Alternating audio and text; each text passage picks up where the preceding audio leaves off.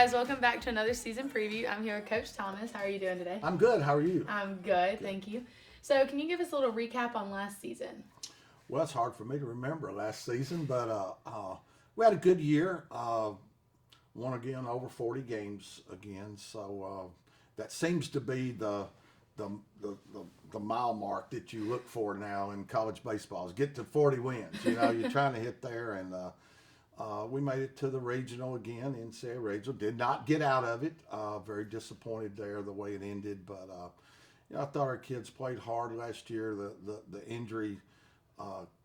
When Padilla went down as a catcher, and then Durden got sick as catcher, and we had to move Brian Pereira behind the plate, and he did a tremendous job back there. That was a big part of our season last year because those injuries really affected us.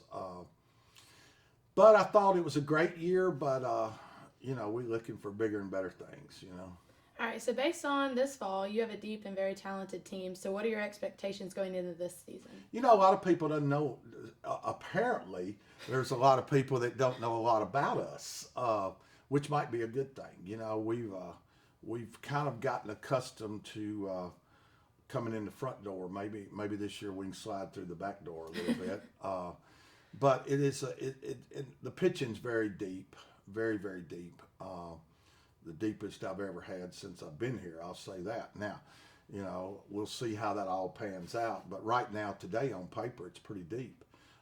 Position players not quite as deep, but we're very talented, very, very talented. And again, I think there's a lot of people out there, and I'm referring to some of these polls that are floating around, slapping us in the face. I'm not sure they know exactly what we have, and that might be a good thing. So, but I'm very excited about our team. We can't afford crucial injuries with position players, that's for sure. Our pitching needs to carry us, that's for sure. It's strong enough, deep enough that, and that's not a secret that I haven't told them. I've been very honest with them. You guys need to carry us because it's very, very, very deep and pretty good. So. Well, that's exciting. That's exciting. So, y'all are ranked 4th in the preseason poll. Give us your thoughts on that. Well, that's okay. Heck, sometimes I think those polls are popularity polls instead of what really is going on. Maybe I'm not too popular in the piece about. But no, I'm just teasing. 4th is good. It don't matter. I used to sit up late at night the night before the poll come out, see where we were so we get good publicity. And I learned a long time ago that none of us as coaches really know. It's almost like every year in fall practice, I want to think I come out of fall practice knowing who's going to play this position, who's going to play that position, who's going to be my starting pitcher, and who's going to be my relief guys, and it never ends up like that. It's kind of like the polls, it never ends up like they predict. So 4th is okay. They claim they got a tie at first. So it must have been close. I hadn't seen it. I don't know. You're the first person to told me. So I guess you wanted to ruin my day by telling me it was number 4 instead of 1. But so sorry. No, 4 is good. I hope we don't finish 4.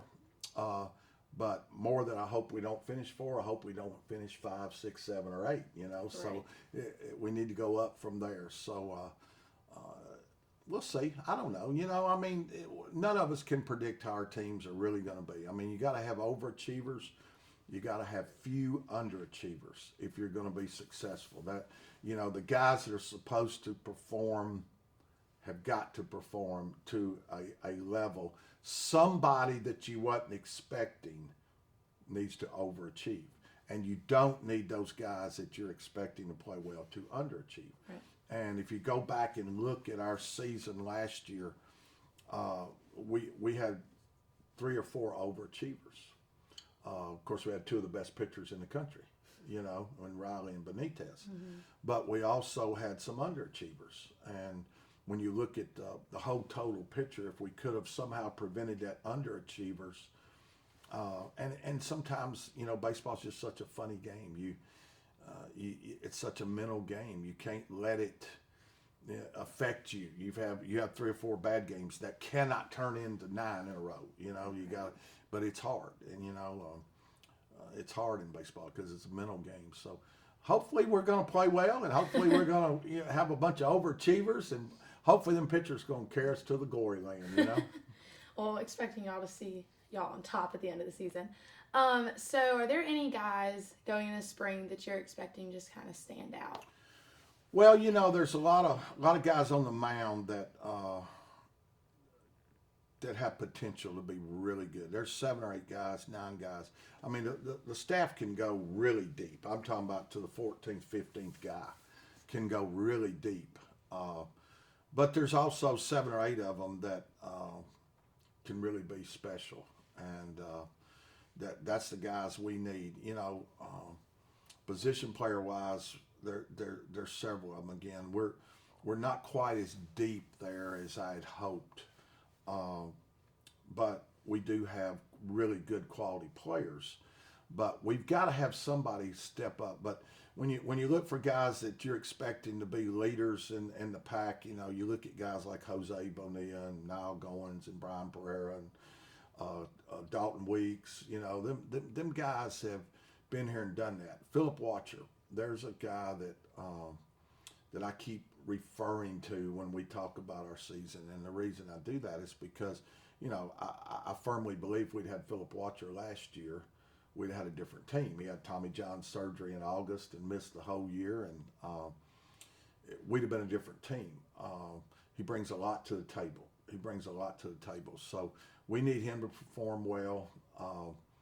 One of the dark horses here that's really coming on is Joey Smithers.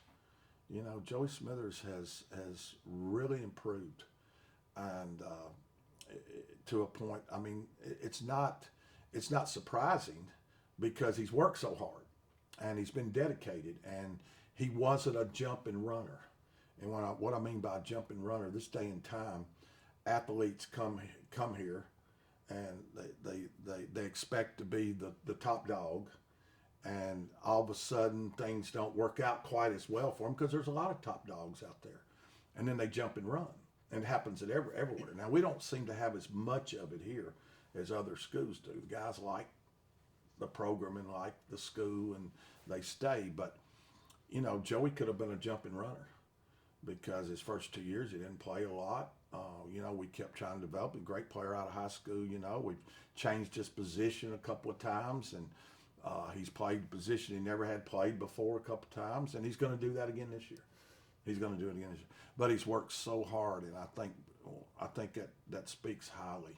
When you get your mind set, you say, hey, I'm not going to jump and run. I'm going to be dedicated to what my decision was to come to USC Aiken, and hopefully great things are going to happen for him. So a lot of key players out there on the mound: Ray Fuse, Aragon. I can just go on and on. Spence, Schuff.